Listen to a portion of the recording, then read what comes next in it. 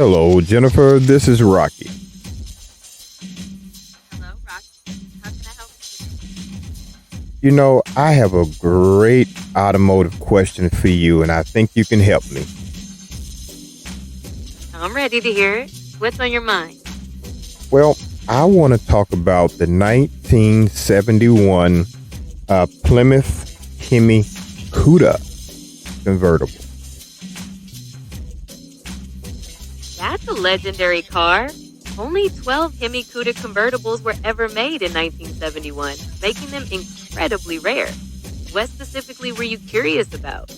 Well, I'm actually curious about the Cuda that was in the television series Nash Bridges. Ah, yes, that iconic yellow Cuda. While it was made famous by the show, none of the cars used in filming actually had a real Hemi engine. They were replicas, mostly modified older Cudas or Barracudas. They were painted that lemon twist color to really stand out, and the show even built one from a hardtop by cutting the roof off. Is there anything specific about the cars in the show you wanted to know? Yes, all of that information that you just gave me, I want to know about all of that.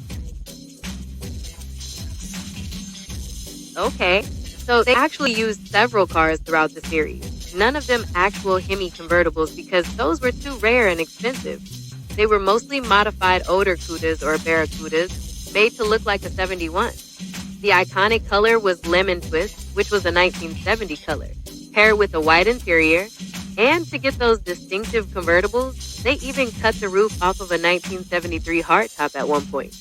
They had different cars for stunts and close-ups, so the transmissions weren't even always the same. Is there any part of that you'd like to go into more detail on? Yes, I want to talk about the transmission and the engine and all of that in the show Nash Bridges. Right. So even though it was meant to be a Hemi Cuda, none of the cars used during filming had that big, powerful engine. Instead, they had things like smaller block V8s, like a 340 or even a 318. And later on, some even had a 440. As for the transmission, they used both automatic and 4-speed manuals, depending on what scene they were filming. There's even one car that got a real Hemi installed after the show was over, but that wasn't how it was during production. Anything else along those lines you want to know? Yes. Well, let me ask you this question. Who picked the Cuda for the show? It was Don Johnson himself who decided on the Cuda for the show. He even chose to have him painted that distinctive yellow with a white interior. Apparently, he wanted a GTO judge at first, but they talked him into the convertible Cuda instead. Is there any other part of the selection process you're interested in? Yes, how did that process come about between Don Johnson and how he wanted it and, you know, that whole process? Well, reportedly, Don Johnson initially wanted a Pontiac GTO Judge, which you might remember from the late 60s. However, some people on the show thought a convertible muscle car might be cooler, and they specifically suggested the Hemi Cuda because of how rare it was. Don was convinced, and then he was the one who pushed for that bright lemon twist color to make the car stand out.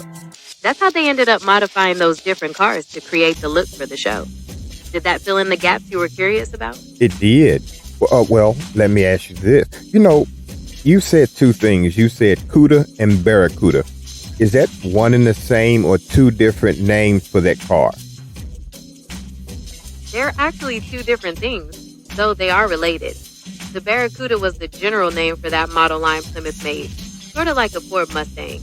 The Cuda was the high-performance version with bigger engines and a sportier look, kind of like a Mustang GT. So every Cuda was a Barracuda, but not every Barracuda was a Cuda. Does that make sense? Yes, it does. And how big were the engine sizes different between the Barracuda and the Cuda, or were they the same? Yes, the engine choices definitely got bigger and more powerful with the Cuda. Base Barracudas could start with smaller 6-cylinder engines or a smaller V8, while the Cuda model came standard with stronger V8s, like the 340 or even a big block 383. And you can move up to the 440 or the legendary Hemi if you wanted really serious performance. So definitely a step up in power for the Cuda. Does that clarify things? It does. It does. Well, let me ask you this question, Jennifer. How many Cudas did they use on Nash bridges? It's generally believed they used somewhere around 6 cars in total throughout the series. They needed different ones for stunts, close-ups, and that one that was blown up. But none of them were original 71 Hemi convertibles. Is there anything else about those prop cars you were curious about? Yes. Are there any around today? Did people save them? Did they buy them? Did they sell them? How is that? Yes, some of the cars have survived. Don Johnson apparently kept one of the main ones for himself and had it restored completely, then sold it at auction back in 2003. Another one, called Nash Bridges No. 1, popped up on eBay later on and had another restoration, sometimes with the new Hemi crate engine added. The other cars have mostly disappeared. Nobody knows where they are exactly. So definitely some interest in saving and collecting those particular prop cars. Is there anything else about their history you were wondering about? Well, how about this? You said Plymouth. So Plymouth was the creator, maker of the Cuda and the Barracuda? That's right. Plymouth was the brand that manufactured them. They were a part of the Chrysler Corporation, like Dodge, so they were all part of the same family of companies. Anything else you want to know about the relation between Plymouth and those models? Yes, if you can give me a little more in-depth information on that, that'd be perfect. So basically, Plymouth was a part of the Chrysler Company, which also included Dodge and Chrysler itself. The Barracuda was their pony car, built on a platform called the E-Body, which it actually shared with the Dodge Challenger, though they had different bodywork. Within that line, the regular Barracuda was a standard model, sometimes for economy or general driving, while the Cuda was a specifically performance version. Think of it as having different trim levels with sportier upgrades, better engines, and heavy-duty suspension. Does that give you a clearer picture of how they fit together? It does. And what was the 0 to 60 with the Cuda? That depended on the engine. But with the legendary Hemi, the Cuda could do 0 to 60 in about 5.2 seconds. That was really fast back then.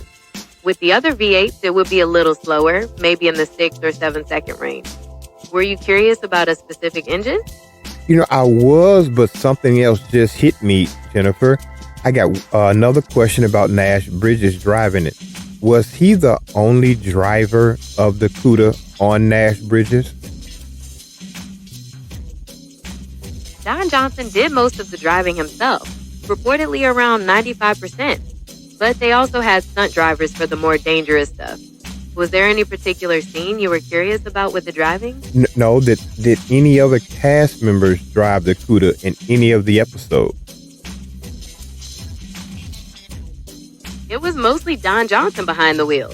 But his partner Joe, played by Cheech Marin, definitely got a chance to drive it in some episodes. Do you remember a specific time when Joe drove it? No, I don't actually, because I actually watched the show and I really don't remember anyone else driving. Maybe I missed those episodes, but I was wondering if any other cast member drove the Cuda on the show. It sounds like you were a pretty dedicated viewer. Besides Nash and Joe, there aren't really any other notable cast members who regularly drove the Cuda. It was mostly Nash's car, with Joe sometimes taking the wheel when the situation called for it. Are there any particular memories you have of that car in the show? Actually, no, I think that's pretty much it, Jennifer. I think what I'm going to do is I want to ask you another question about a vehicle, but I'm going to take a break, and when I come back, I'm going to ask you that particular question. Is that okay?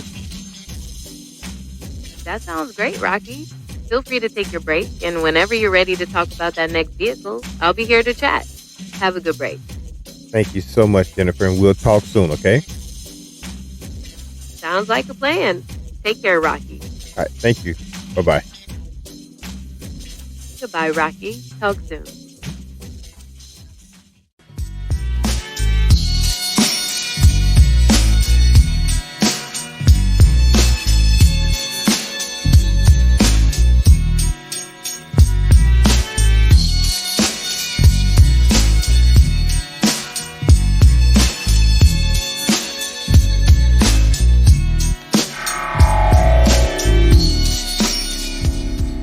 Hi everybody, it's officially the summer.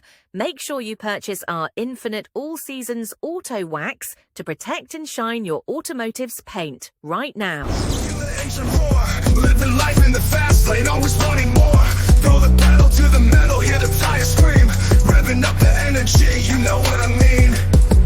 In the midnight city, we break the silence. Two souls colliding, no need for guidance. With every twist and turn.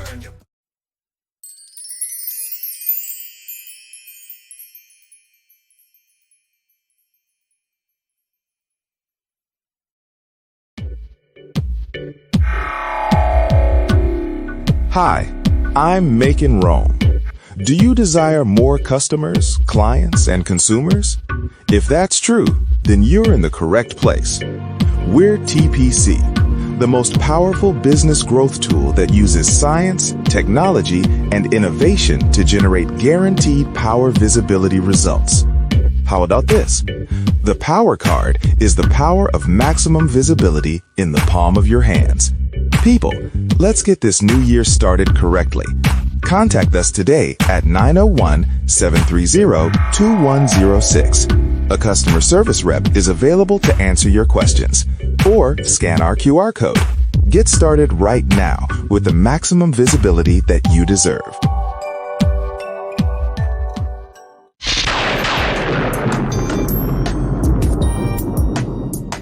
Don't BS. Order your exquisite shine auto cleaning and detailing products and chemicals right now, so you can always keep your automotives, car show clean. Visit our online store today